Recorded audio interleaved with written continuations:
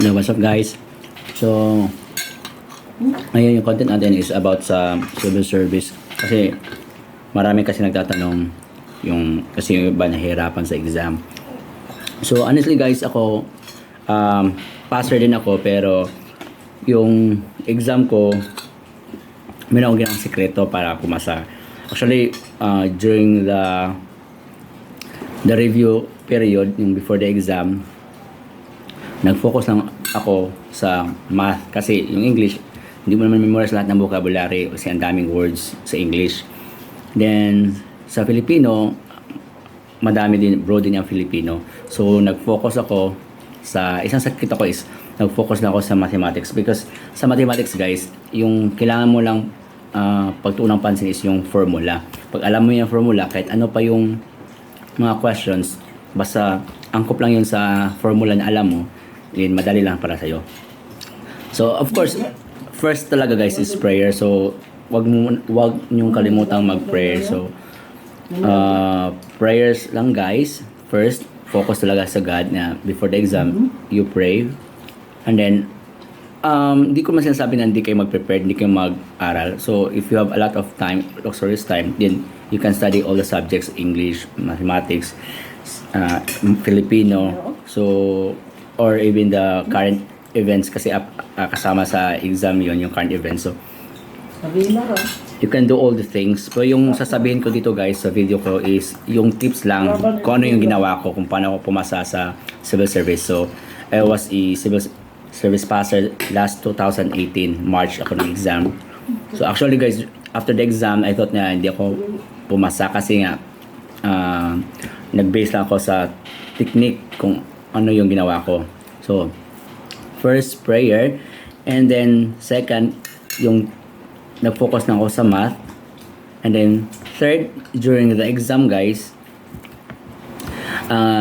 binasa ko kasi yung first 1 to 20 items is your personal, so parang bonus points na yung 1 to 20 items doon. So, the rest, isa-isa kong binasa yon.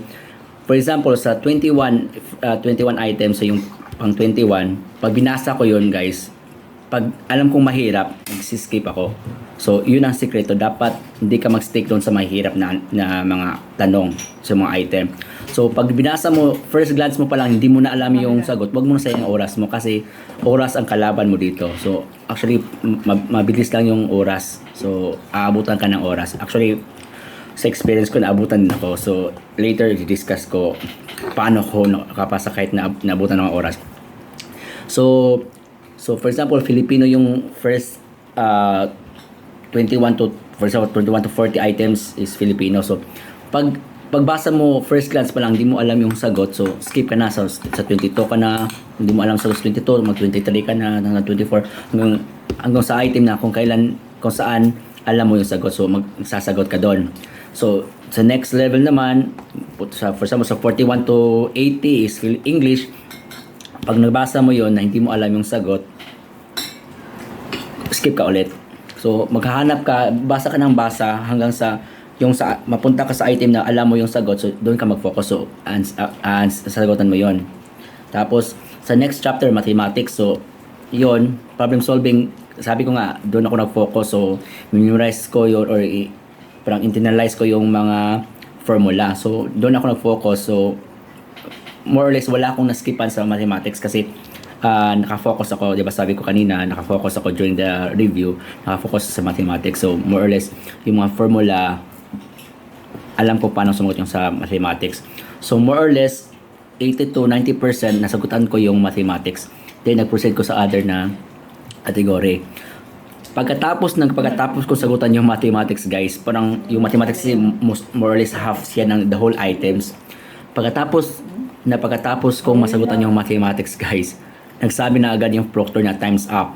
So, practically half pa lang yung nasagutan ko guys. So, actually kinabahan ako.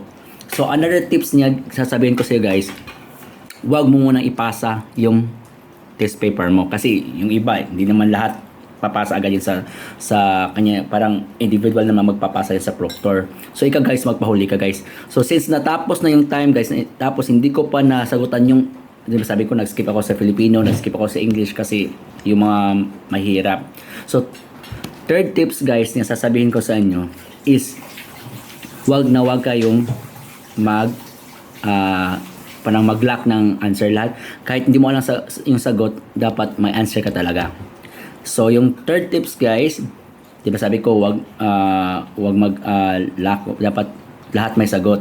So, yung third tips guys, parang kasama pa rin sa third tips guys is kumuha ka ng isang letter, 'di ba? May A, B, C, D naman yun. I think E at E pa rin. So mag-focus ka either A yung isasagot mo or B or C or D. So yung ginawa ko guys, lahat letter B yung letter C yung lahat ko sinagot. So lahat guys ng walang sagot sa test paper ko, sa answer key ko, or answer sheet ko, lahat ng items na walang sagot, nilagyan ko ng C lahat.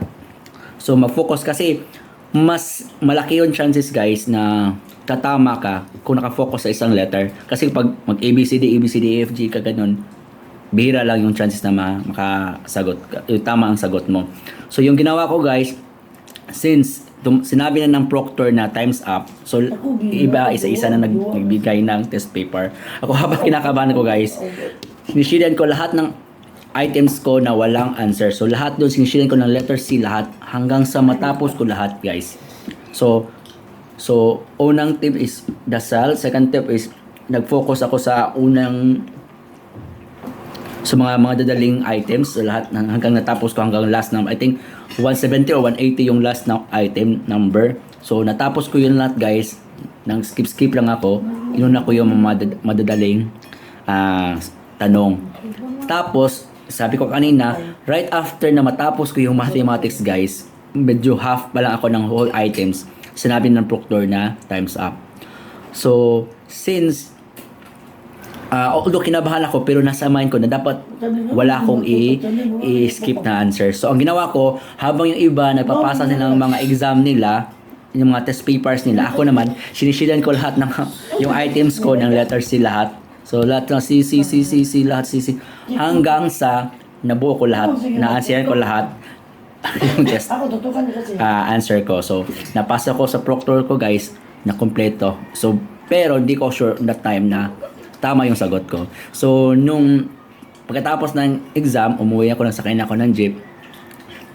Some of my friends, relatives asking me kung how's the exam. So sabi ko, bawin na siya next time kasi parang baka hindi ako papasa kasi yung nasagutan ko yung tama lang, yung sure akong tama is yung mathematics lang.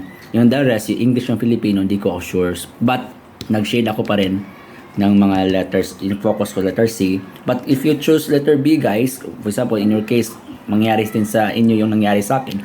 If you choose, you opted A or B, then you focus that letter. Kung A ang gusto nyo, so lahat ng unanswered nyo is letter A lahat. I-shade nyo ng letter A lahat. If you opted letter B, then you shade all the letter B. Huwag pa ganyan pa ikis-ikis pa zigzag. So lahat ng mga guys, then bear in mind guys pag even masabi ng teachers na time's up, huwag kayong matakot, i-shade nyo yung mga hindi nyo nasagutan. So focus letter A, lagyan nyo ng answer lahat. Wag kayong magpasa ng empty. Yung may mga items na empty. Dapat may shaded lahat.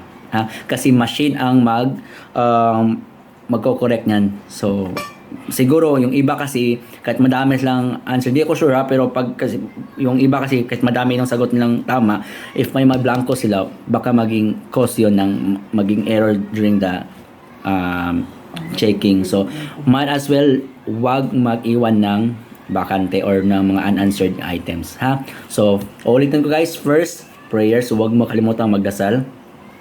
Second, unahin yung alam yung sagot, yung mga pinag-aralan nyo. Okay? Then third tips guys, huwag mag-iwan ng empty na items. And then related to that, mag-focus kung ano yung mapili nyo na letter. Kung example, letter A, so letter A lahat yung mga unanswered nyo. Even magsabi ng proctor na time's up, bilisan nyo lang, mag-shade kayo ng mabilisan hanggang wala kayong maiwan na unanswered. Okay? So hope guys, this video will help you guys. Kasi nag-comment ako doon sa civil service review sa page.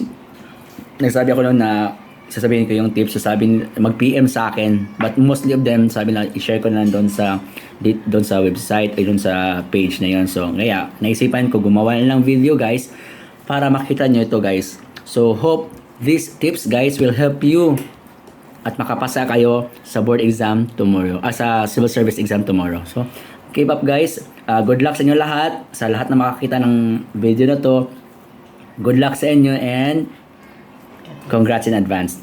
Thank you. Loving you.